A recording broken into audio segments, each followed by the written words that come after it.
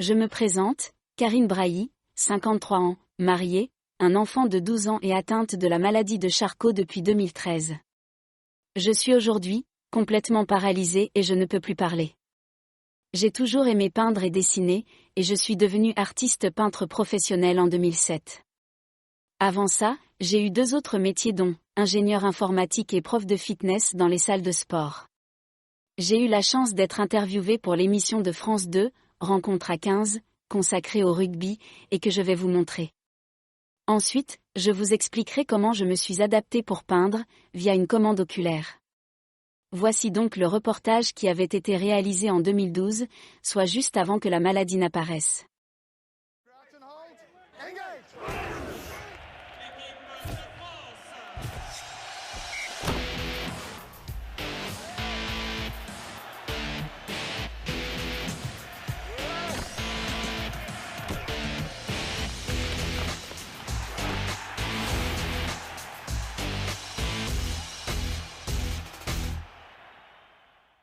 Si vos proches ou vos amis aiment le rugby et la peinture, eh bien ça tombe bien, voici une autre idée de cadeau. Le regard féminin de Karine Brailly, artiste peintre et donc inspirée par le rugby.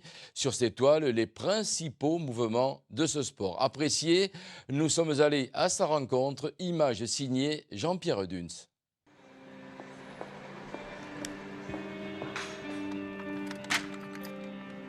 Je suis peintre avant tout, donc moi ce qui m'intéresse c'est d'abord les couleurs, c'est l'énergie du sport en général, peut-être plus que le rugby en lui-même.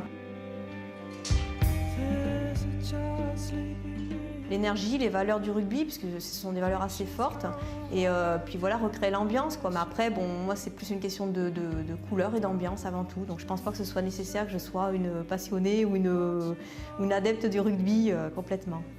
Un BTS en diététique plus une maîtrise en informatique en poche et la peinture comme loisir. Mais depuis 5 ans, Karine Brailly a basculé à plein temps dans sa passion. Une audace récompensée lors du Mondial 2007. Cette année-là, elle décroche le prix coup de cœur du concours, le rugby. Quel art! C'est vrai que j'essaie beaucoup de donner un petit effet fondu, enfin surtout sur les derniers tableaux, un effet fondu, plus doux, plus... Alors il y a toujours cette force du personnage au milieu, mais quelque part il y a quand même toujours un fondu, quelque chose qui part un petit peu dans la douceur sur les côtés. Peut-être que par ce côté-là, c'est un peu plus féminin. Un atelier niché dans son appartement. L'artiste définit sa peinture comme à la fois abstraite et figurative. Un regard sur sa toile et l'acrylique révèle l'effet loupe d'une action de jeu. Sur un stade, le problème c'est qu'on a une vue un peu large, on est toujours un peu éloigné de l'action et moi j'aime les actions rapprochées. C'est vraiment avoir quelque chose sur le vif, quitte à avoir 1 ou 2 personnes maximum sur le tableau, c'est-à-dire 2 personnages, mais jamais plus. Ça donne, c'est la force de l'action en fait qui m'intéresse. L'inspiration naît en général d'une photo magazine, puis se prolonge par un croquis. Et dans sa quête du mouvement, Karine Brailly craque bizarrement souvent pour le jeu au pied. Le souci du rugby, c'est quand même c'est assez mastoc, je dirais. Les positions sont souvent un petit peu fermées, un peu. Et moi, j'aime quand c'est assez aérien. Donc les postures qui me conviennent le mieux, c'est souvent les coups de pied. Enfin, les drops, les choses comme ça, parce que justement, le personnage est plus élancé et j'aime cette action justement où ça bouge, où ça. Voilà, j'aime bien quand il n'y a pas trop non plus que le tableau reste un petit peu léger et sobre. La Toulousaine d'adoption, native de Lille, expose actuellement à Bordeaux, en Ariège, au Carlyle, mais aussi à Hong Kong. De quoi mettre le rugby en lumière.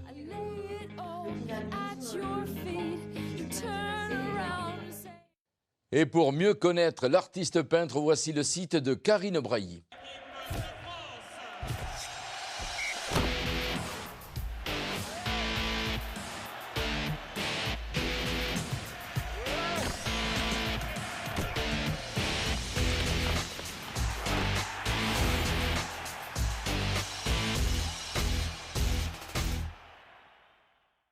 Quelques mois après cette interview, la maladie a commencé par s'attaquer à mes mains, puis mes bras, pour ensuite paralyser mes jambes.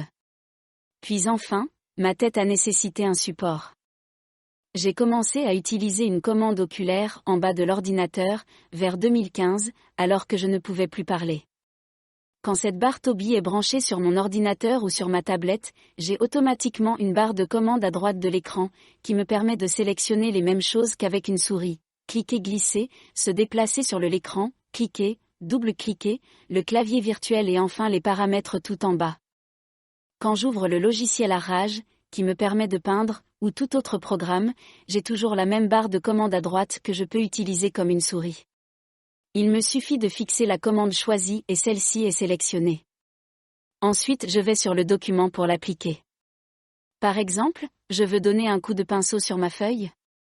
Je sélectionne cliquer glisser, puis je vais au point de départ de mon trait, puis à la fin, et le trait de pinceau se trace. Dans ce programme de peinture, j'ai aussi une boîte à outils à droite, comme les bricoleurs, mais avec mes pinceaux, mes couteaux et ma palette de couleurs.